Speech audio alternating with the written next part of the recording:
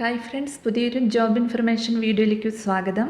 അപ്പോൾ ഇന്നത്തെ ഒരു വീഡിയോയിൽ നമ്മൾ നോക്കാൻ പോകുന്നത് കേരള സർക്കാരിൻ്റെ ആസൂത്രണ സാമ്പത്തിക കാര്യ വകുപ്പിന് കീഴിൽ പ്രവർത്തിക്കുന്ന Kerala state remote sensing and environment സെൻറ്ററിൽ വന്നിട്ടുള്ള ജോലി ഒഴിവുകളെ കുറിച്ചിട്ടാണ്.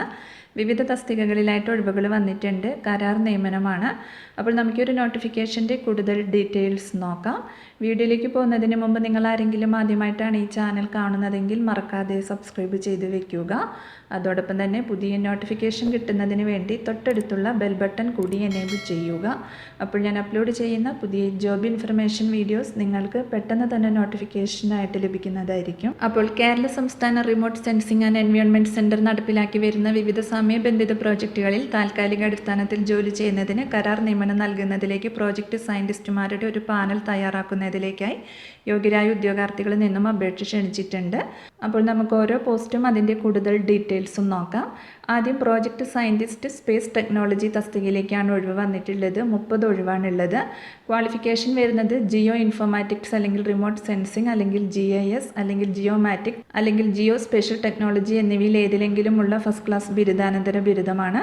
കൂടാതെ റിമോട്ട് സെൻസിംഗ് അല്ലെങ്കിൽ GIS പ്രോജക്റ്റുകളിൽ 2 വർഷത്തെ പ്രവൃത്തി പരിചയം ഉണ്ടായിരിക്കണം.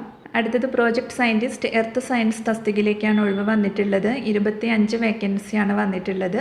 ക്വാളിഫിക്കേഷൻ വരുന്നത് എർത്ത് സയൻസ് അല്ലെങ്കിൽ ജിയോളജി അല്ലെങ്കിൽ ജോഗ്രഫി അല്ലെങ്കിൽ ജിയോ ഫിസിക്സ് എന്നിവയിൽ ഏതിലെങ്കിലുമുള്ള ഫസ്റ്റ് ക്ലാസ് ബിരുദാനന്തര ബിരുദമാണ്.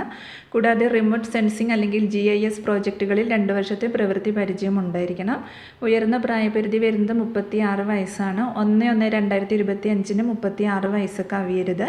പട്ടികജാതി പട്ടികവർഗ വിഭാഗക്കാർക്കും മറ്റു പിന്നാക്ക വിഭാഗക്കാർക്കും നിയമാനുസൃതമായി ഇളവ് ലഭിക്കുന്നതായിരിക്കും. അടുത്തത് പ്രോഗ്രാമർ തസ്തികയിലേക്കാണ് ഒഴിവ് വന്നിട്ടുള്ളത്. 20 ഒഴിവാണ് വന്നിട്ടുള്ളത്. ക്വാളിഫിക്കേഷൻ വരുന്നത് കമ്പ്യൂട്ടർ സയൻസ് അല്ലെങ്കിൽ IT എന്നിവയിൽ BTech അല്ലെങ്കിൽ BE ബിരുദമാണ്. അല്ലെങ്കിൽ MSc കമ്പ്യൂട്ടർ സയൻസ് അല്ലെങ്കിൽ MC എന്നിവയിലുള്ള ബിരുദമാണ്.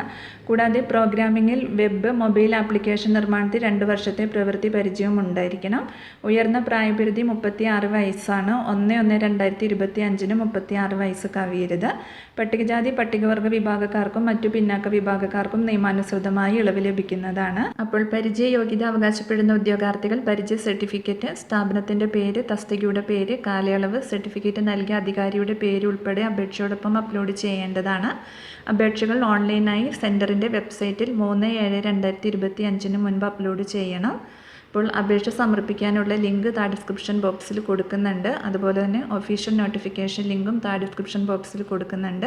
അപ്പോൾ നിങ്ങൾ നോട്ടിഫിക്കേഷൻ നന്നായിട്ട് വായിച്ച് നോക്കിയതിന് ശേഷം അപ്ലൈ ചെയ്യുക. അപ്പോൾ ഈ ഒരു നോട്ടിഫിക്കേഷനെ കുറിച്ചിട്ടാണ് ഇന്നത്തെ ഒരു വീഡിയോയിൽ ഞാൻ നിങ്ങളോട് ഷെയർ ചെയ്തിട്ടുള്ളത്. താല്പര്യമുള്ള ഉദ്യോഗാർത്ഥികൾക്ക് അപ്ലൈ ചെയ്യാവുന്നതാണ്. അപ്പോൾ ഒരു വീഡിയോ നിങ്ങളുടെ ഫ്രണ്ട്സിലേക്കും കൂടി മാക്സിമം ഒന്ന് ഷെയർ ചെയ്ത് കൊടുക്കുക. വീഡിയോ നിങ്ങൾക്ക് യൂസ്ഫുൾ ആയിട്ടുണ്ടെങ്കിൽ ലൈക്ക് ചെയ്യുക. പുതിയൊരു വീഡിയോയുമായി കാണുന്നത് വരെ താങ്ക്സ് ഫോർ വാച്ചിങ്.